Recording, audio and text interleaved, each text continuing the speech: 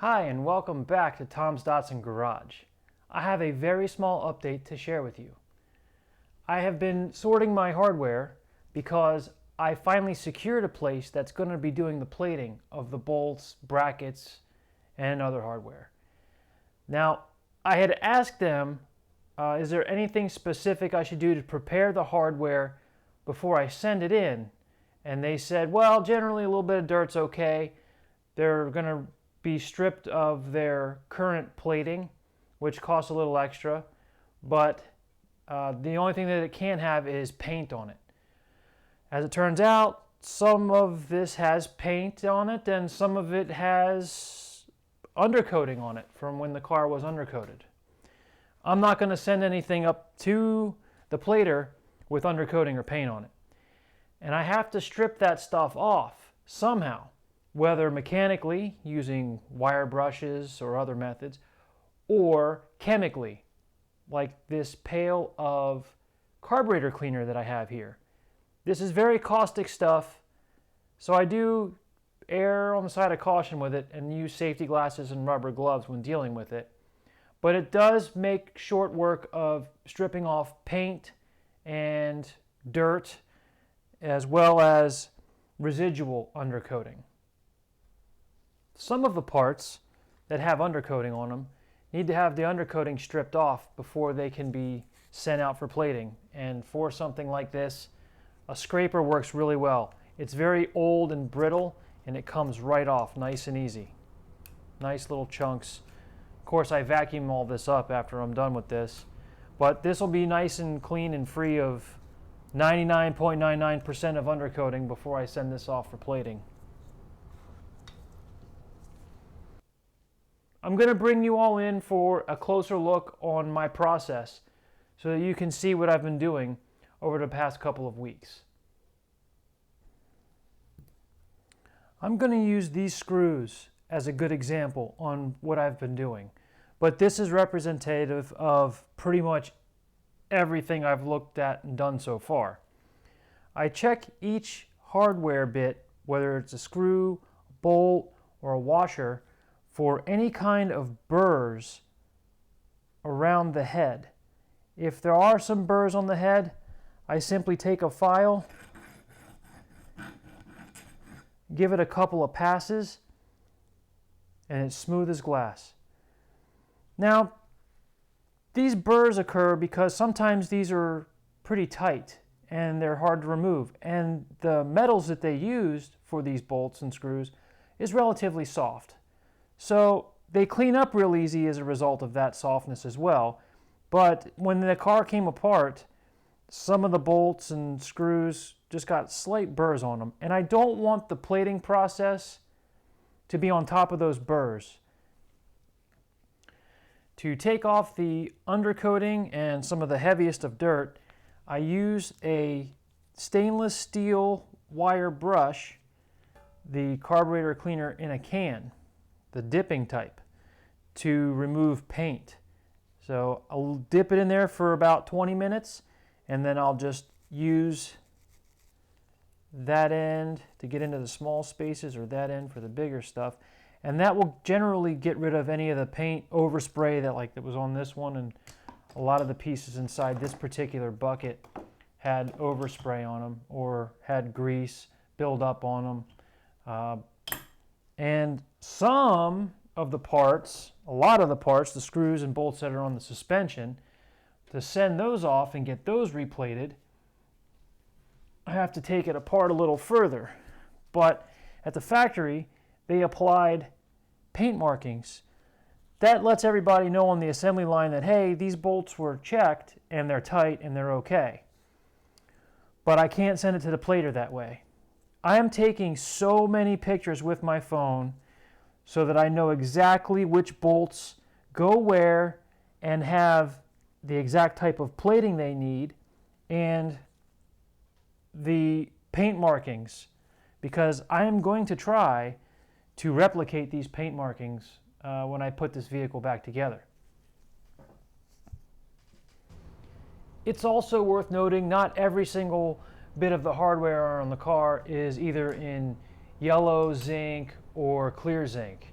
There are also plenty of pieces that were painted black from the factory. Little brackets, tow hooks, the front cross member, some suspension pieces as well.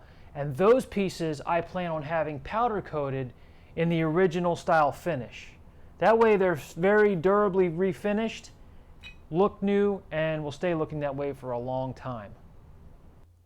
When I took my 240Z apart, I took it apart in as many assemblies as I could. I didn't try to break it down all the way while coming apart. And this was done for two reasons. One, it was a lot easier to keep track of the bigger parts than it is for a lot of smaller parts. And two, time. It would take a lot more time to break it all down when I just needed to get it apart enough to send the body out to the body shop. As the car came apart, I bagged and tagged everything. And then I would number the bag and I would make notes in my notebook on what number bag contained what items to correspond with the labels, just to make sure that I didn't lose anything and that I could refer back to it later on. I also took a bunch of pictures as I took the car apart as well to help me put the car back together in the same order it came apart, or at least very similarly. I'm going to make every effort to reuse as many of the original parts as I can that are still in great shape. And all of those pictures I've been taking, I make little signs on what each and everything is to correspond with what came out of what bag. And I take pictures with my phone and I take multiple angles so that I can get a really good look at the head of the bolt, what kind of washers were being used, what kind of screws they were, what color plating the screws had, whether they were clear zinc coated or yellow zinc coated. And it's also worth noting that every part that I put my hand on, I'm bringing it up close, feeling it for any burrs, removing burrs if they're there.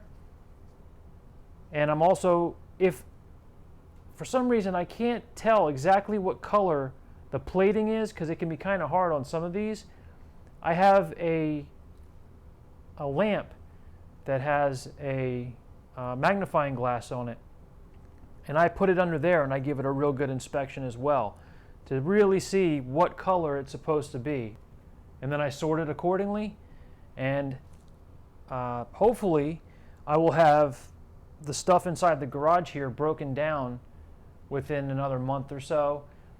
There's also items out in the shed, big items. I'm talking the entire rear suspension, the entire front suspension, including the struts, knuckles, lower control arms.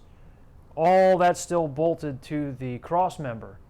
I do have to drag all that in here and disassemble it as well, and it will get the same exact treatment with little signs and detailed pictures so that I know exactly where each piece goes and what color it's supposed to be plated. Here's all the stuff so far that's going to get yellow zinc plating, and here's some of the stuff that's going to be getting the clear zinc plating. It is worth noting that I still have to do a little bit of polishing. I still have to do the trim that goes over the drip rails, so that the drip rail moldings, they need to be straightened and polished, and the door glass frames have to be polished as well, and the rear quarter glass stainless also needs to be polished, which I will do those while the hardware is out getting plated. I'm going to bring you all in a little closer on what was done to the inside of the body of this car.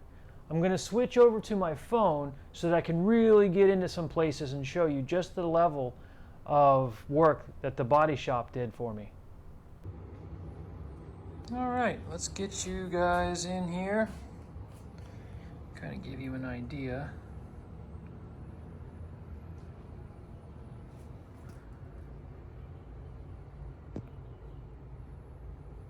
The lighting isn't the greatest.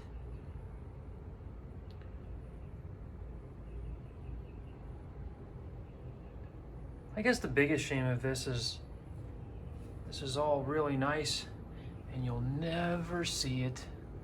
Once all the interior gets put back in, you'll never know the level that this car has had. If you look up inside the quarter panel, let's see if I can get a good shot of that for you. All that's been painted.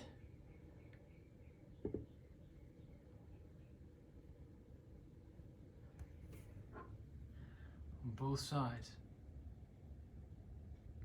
Every nook and cranny.